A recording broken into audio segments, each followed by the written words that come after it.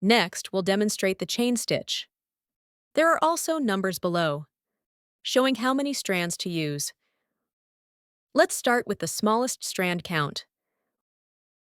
We'll use 2 strands of color number 2. Bring up above the line. Then insert at the same spot. Don't pull tight. Leave some slack on the fabric. Bring up at a point ahead. Pass through the loop. Pull the thread. This forms one chain link. Let's demonstrate again.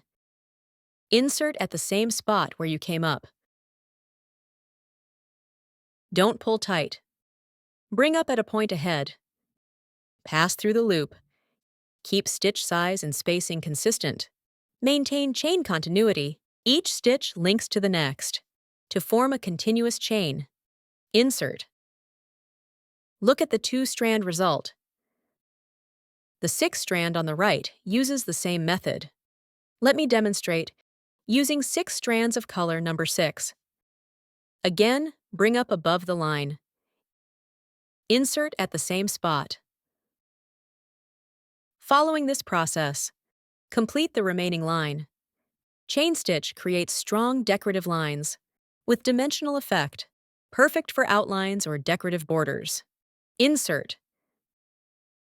This chain stitch is now complete. Let's look at the finished result.